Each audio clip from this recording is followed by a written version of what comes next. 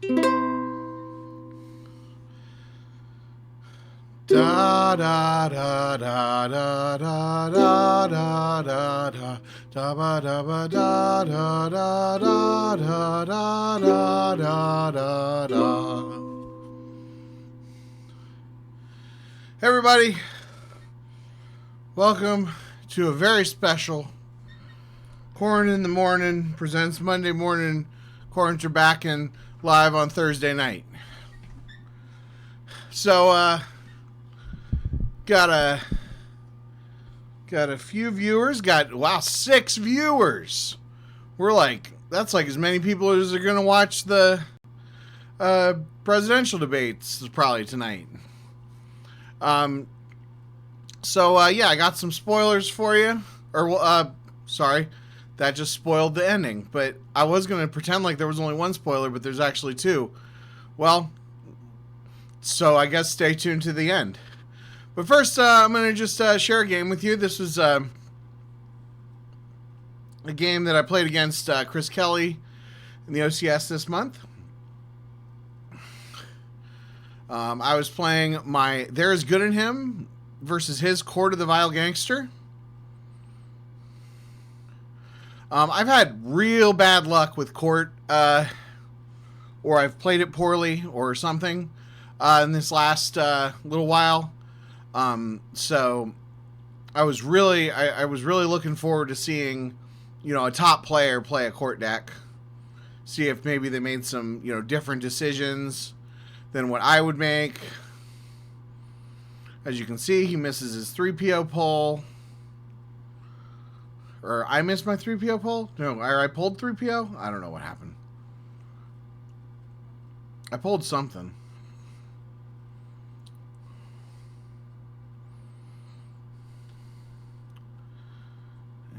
He plays Proxima to the audience chamber. Must have had Scum in hand. I always go back and forth on whether to do, if you have like, on whether to play, if you have Scum in hand, on whether to play Proxima turn 1. I think Jabba's like a little more versatile. And also, but like Proxima's so good if they don't come after you. So, I don't know. Also, you don't care if you lose Jabba. And then it's my turn. And Nabrin leads Luke to over to the audience chamber.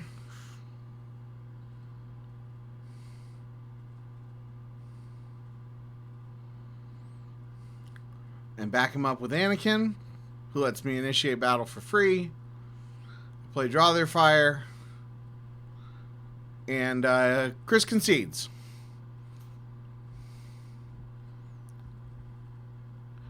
Taco Bill says he'd play Proxima 100% of the time in this scenario. I generally do. I just like, I don't know. I feel like those games, yeah, efficient win, exactly. But I feel like those games where I play Proxima, like, I end up losing. But also I end up losing Court games a lot. So, alright, so let's come to our first spoiler of the night. We have Gor Koresh, who is a character that reminded me that I should rewatch The Mandalorian, because there's some freaking good episodes. Did not get a chance to rewatch this episode, but he is from an early episode of season 2, where he runs like a gladiatorial thing and ends up giving Dingerin some intelligence that will lead him to the fake Boba Fett guy. I mean, not the fake Boba Fett guy, but like the fake Boba Fett, the other, not like I'm a fanboy thing. Anyway, so your mercenaries are power +1 here.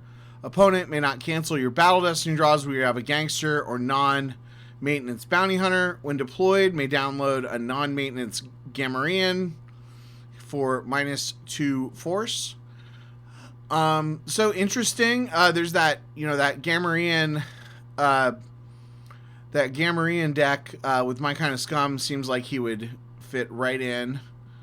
Also, his Wikipedia article kind of made me laugh, because it almost sounded like his lore, the first sentence of some of the paragraphs.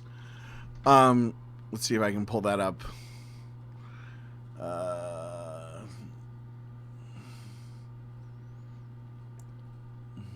I have it on a different thing. Yeah, so, let's, all right, scroll up. Yeah, there we go. Where was he? Where was it? It was somewhere. Abyssin, gangster, gambler, and entrepreneur. And of course, he's not a gangster in Star Wars cards, probably just because that would have gameplay impact. And probably, he would have been too good or something. But I always like fun little aliens. Protecting the Battle Destiny draws is kind of cool. It would be nice if it got around Destiny limiters. Taco Bill says he was made as an alien Krennic, so they can't mess with Destinies. So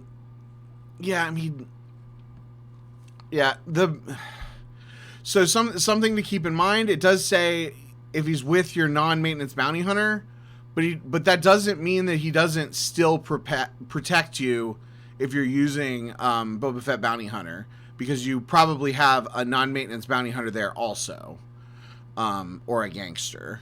So that's, I don't know. Protecting the Battle Destiny draws seems cool. I wish it would get around limiters. I think limiters are more of an issue than canceling when you're talking about multiple draws, but definitely he'll and he's deploy 3, forfeit 5, so deploy 2 with Scum and Villainy.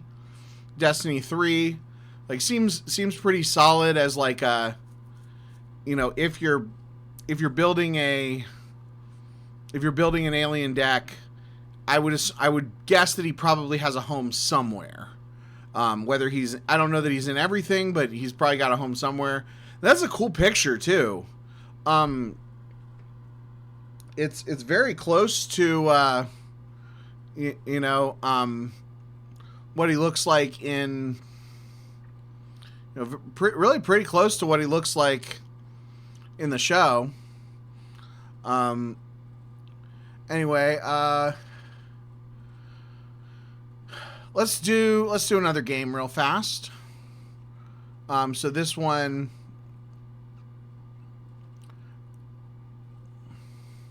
the show is he's from Mandalorian. Yeah, the show he's from is Mandalorian. He shows up early in the second season. And I apologize. I meant to rewatch the episode, but I've been real busy, and I wanted to get this spoiler out as soon as I could. So we'll go ahead and we'll watch this game I did with I think it's Wayne Cullen, W Cullen, and I can't remember. I was telling my wife, this is a guy that I lose to all the time, but I can't remember if he's European or if he's American and just doesn't travel to majors. Yeah, Zeke's is right. He says it's been so long since he's seen it, I have to check it out. Especially those first 2 seasons of Mandalorian are so good. Okay, Wayne is from New York. Okay. So, so I'm not sure. I'm not sure if he came to like one major that I was at. I may have met him in person once, but I don't know for sure. Anyway, he's a really good player. He was at Worlds 2023. Okay. Well, I don't think I saw him at Worlds 2023. Specifically, there were a lot of players there. But yeah, I don't know. Maybe I haven't met him. Maybe I've met him. I don't know. If he's watching this, then hey, you're a good player. I was really interested in this matchup because I had heard that Zero Hour was favored. And I have been like failing to the top with my 0 hour play. Like this deck, like a long time ago, I talked to, I forget his name, that Magic Pro that was playing Star Wars cards for a little while. And we were talking about like the difference between like a deck that has a lot of like board complexity. Yes. Matt Sperling. That's right. We were talking about the difference between a deck that has a lot of like board complexity and stuff that you have to know, but like basically once you know it, versus a deck that is, you know, something like 0 hour versus a deck that's like a mains deck where there's not a lot of boards complexity, but like you have to, you know, you're reacting to everything. But 0 hour is a deck that very much like plays its own game. And I mean, it does react, and it does a lot of the reason that I like it is it's very different from a lot of decks that I've been playing. But you guys, it's good. And once you know like the pull chains and like to play Hera on the Ghost and to play Kanan and to spread like just the sort of the basics of the deck, it's real good. And you can make mistakes and you won't lose the game sometimes. I also have been playing decks with horrible matchups versus Thrawn lately. And I mean, mostly that there's good in him, but other decks too, basically for the whole time that Thrawn has been a thing. I'm going to make myself a little smaller because it looks like I'm cutting off my hand a little bit. Nobody wants to see me. I could go up here. I don't know. I'll just be over here. It's fine. Anyway, nobody cares about my face. But, so it's nice to play a deck that, you know, can kind of meet Thrawn's on its own terms. Interesting play here. He deploys Emperor Palpatine to the non-battleground. Makes it a little trickier for me to flip.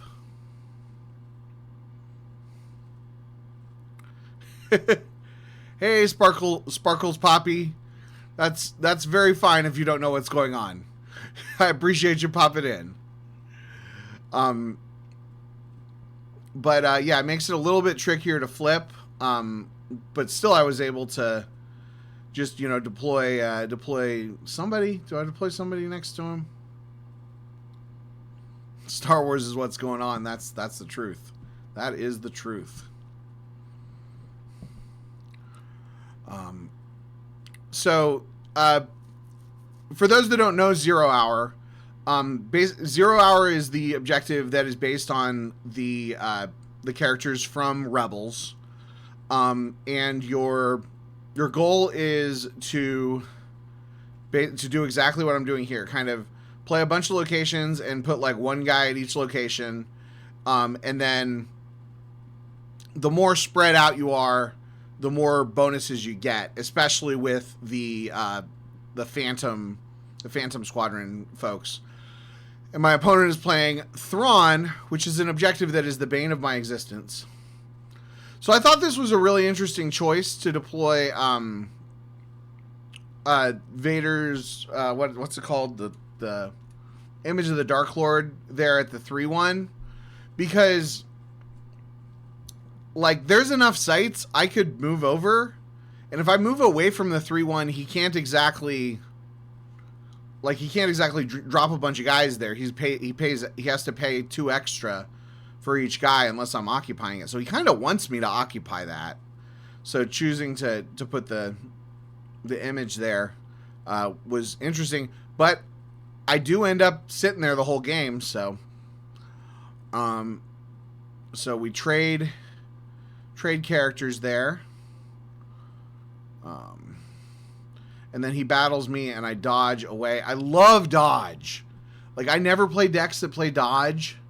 And it just feels, there's nothing better than having your one little podunk nobody sitting in front of their big stack of guys, and they're like, no, actually, I'll move away. And then I'll probably force drain you next turn. Like, it's so good. And she doesn't need to be in front of him. So, can someone explain to me in the chat? I think that even when I drain at Lothal first, it was giving me a drain +1 this game. I may be crazy. Can someone explain why that happens? Yeah, minus on the weapon destinies can be key. You're right. Because it says, oh, it doesn't give me all the information, but it says it's a drain of 2 there, but I don't know who adds to it.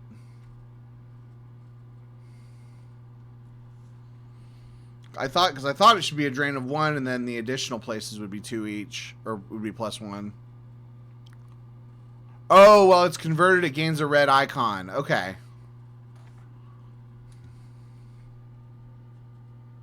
That's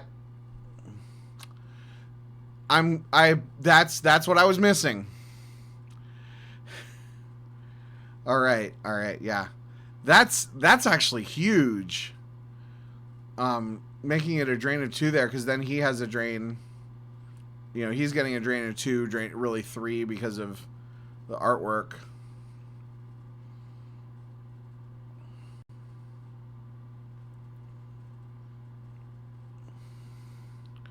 For like embarrassingly too long, I was forgetting to deploy the Phantom to Lothal.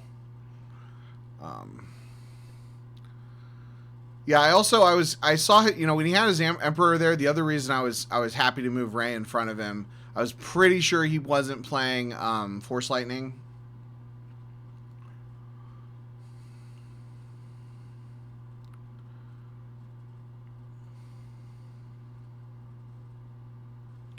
Am I worried with only handling as a trick? Yes. I was very worried a lot in this game. I think the thing is if he comes down, the thing is he's paying to drain. So he's paying to drain, so which means that he's activating less than me. And so he can only, you know, he's only dropping like a couple people. So if I add to my destiny and he drops a couple people in front of somebody, maybe I'm overflowing, but I'm probably taking somebody with me, and then I can counterbeat.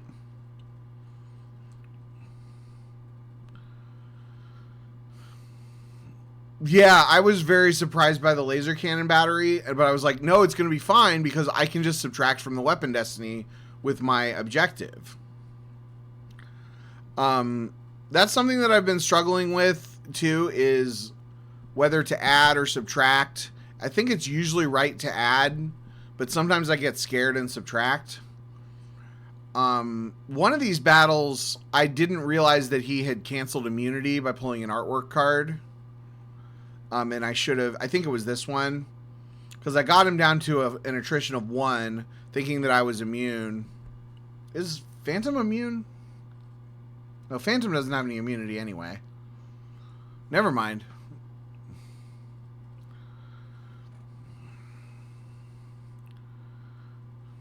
Jedi Lev from a 2 to a 1.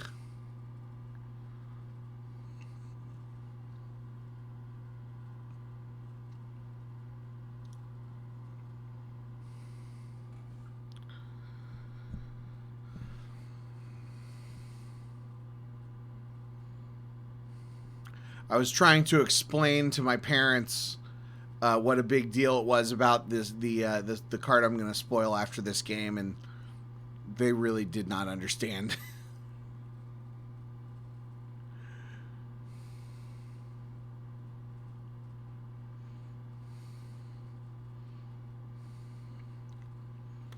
The low destiny. I mean, I think if he draws super high there, it hurts. But if he draws high on the if he draws high on the weapon, then I subtract from it. And then if he draws too big, well, you'll see what happens going forward, because I'm pretty sure he draws some pretty good destiny the rest of the game. But man, this drain right here, that feels good, because that's a lot of cards. That's I'm draining for 2, 3, 4, 5, 6, 7, 8, 9. And here I was just like, okay, he's down to 3 cards in hand. I'm just gonna stack at the system and kind of hope that he doesn't come down too hard on me.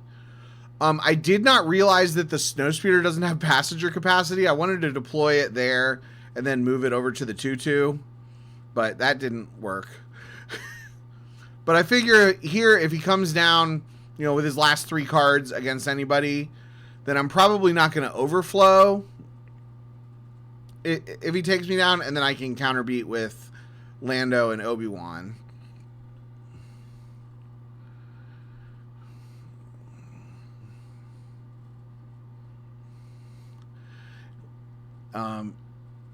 And yeah, I'm running. So here he stacks on his ships, and I think this is basically where we're almost to the part where it was like maybe the biggest mistake that I make all game. And we'll talk here. And I actually thought about it, but I basically give him an opportunity. So at this point, we've each got a stack of guys at the system. If I just drain him, and maybe even come down with Obi-Wan here and try to take out his Emperor. But if I just drain him, like, I'm going to win the drain race by a lot. And he's not going to overflow me here. So if I just don't battle here, and then he clears, and then he clears whatever he clears, whoever's left, I can just run away and we can cat and mouse each other, and I'm doing way more damage than him. But as you'll see, that's not what happened.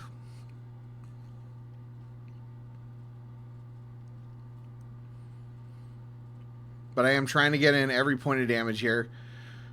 Didn't realize he hadn't grabbed anything yet, but just getting him as low as possible, because we're at that point in the game too. Sometimes you just want to force him to lose every force you can.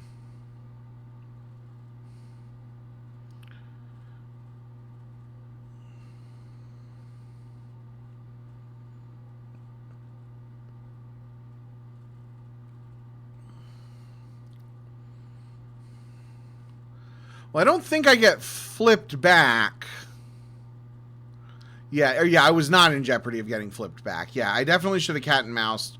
But I was like, I get to draw 2 power destinies and 3 regular destinies. And of course, he gets his Dark Time for the Rebellion, so I can't add, because I also was going to be able to add 5. I have 5 Phoenix Squadron locations. So I was going to do so much craziness. But he plays Dark Time for the Rebellion, so I can't add or subtract from Destinies. He plays his Imperial Command. And he played a Sneak Attack. So I knew that he probably had some stuff, but, he basically throwing everything he's got at me, keeping me honest here.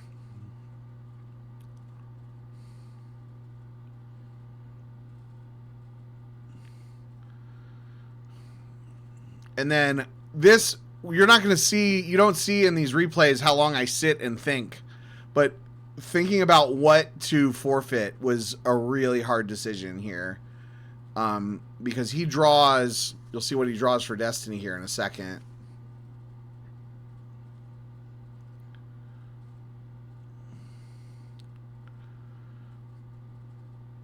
He draws a 7 because remember he put it down with a Sneak Attack.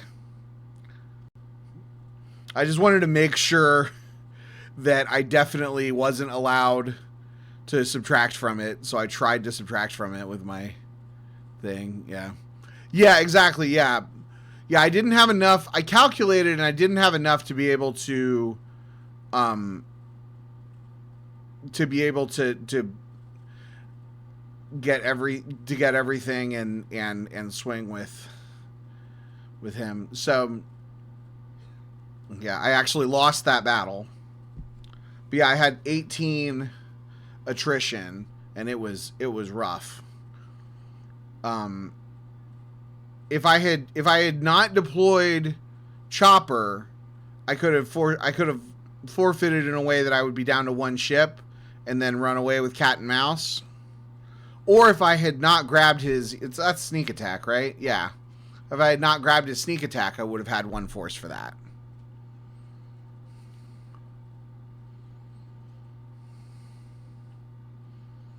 But luckily, I did get him down low enough that he did concede.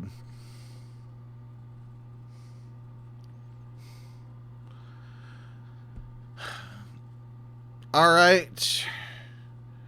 Well, that's that's all that I got here. Unless, wait, what's that? What's that behind there? What's that? What's this? It's another spoiler. Huh, where did that come from?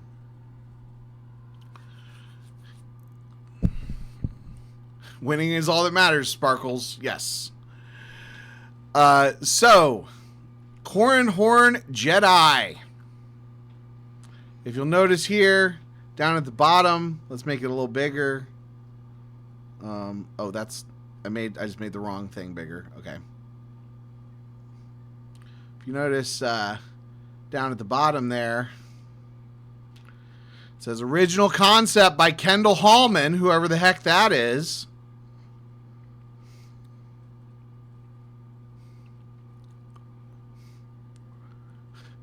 He looks nothing like Corran Horn,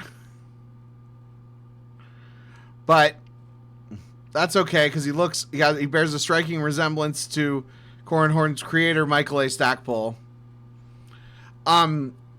So special thanks to Joe Olson, who gifted me a main character card design. First of all, he's a character, but he's a stand-up guy.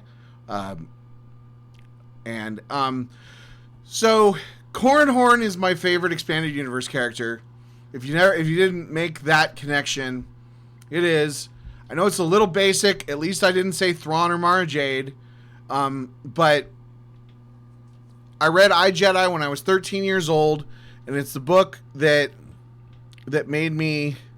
It's the book that made me fall in love with the expanded universe. You know, I was a big Star Wars fan, and I think I probably, and I read some stuff before. It's not like it was the first book, but it was, you know, it really, really sparked my imagination or whatever. Like, I would not be the Star Wars fan I am without iJedi. I know, super basic. At least I didn't say Thrawn trilogy. So one thing that Corran Horn did, and this was something that, well, first of all, I knew he couldn't be a spy Jedi. So we went through a bunch of different incarnations. One of the incarnations involved being able to deploy Corran as a react. And I got a bunch of stamps on it. But then it got held up somewhere for like a long time. This was, I think this took like, I should have double checked exactly when it came up, but it took a long time to get this guy designed. Originally, he was going to deploy as a react, and then be able to,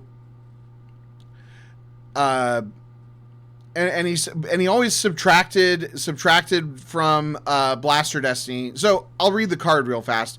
Power 4 ability 6 adds 1 to maneuver of anything he pilots, just like the old one. Once per game during battle, may deploy a blaster on Corran from hand or reserve deck reshuffle.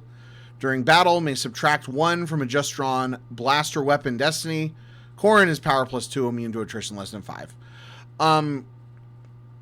So I think that subtracting from the weapon destiny and the power +2, so those come from a thing that happened in iJedi, where Corran would, At least I hope it happened in iJedi. I read the thing 18 years ago.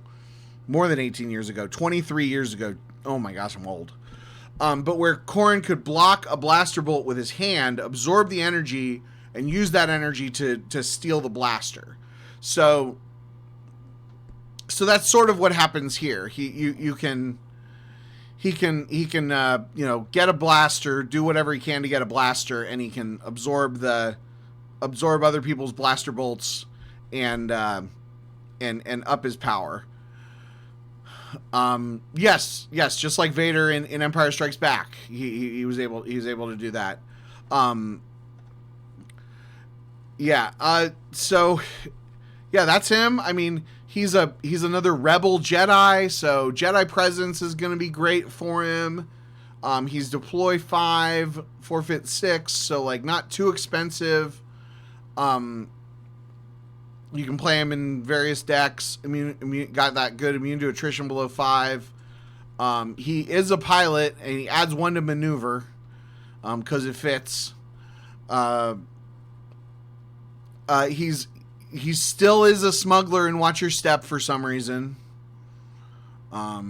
He's a sea slip, and you guys all know that I love sea slips. Basically, I feel like I can retire now, not just for another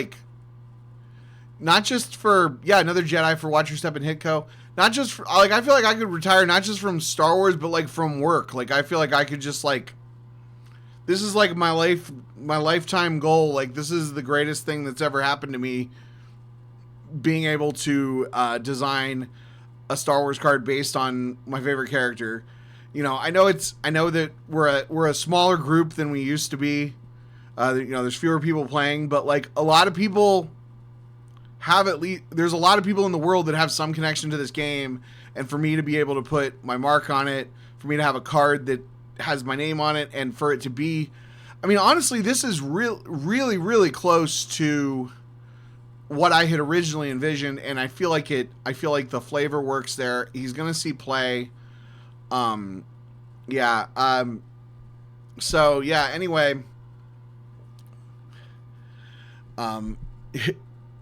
Budget LSJK and Emperor, and now Cornhorn Jedi. Kendall needs a cigarette. Carl's a smart guy. Yeah, no, this is, like, that's the thing about Star Wars cards, like, because they're not trying to make money, like, we can create cool cards and cool stuff. Anyway, I think I will go ahead and wrap it up there. Thanks everyone for watching. Until next time, good luck, have fun, and no reverts.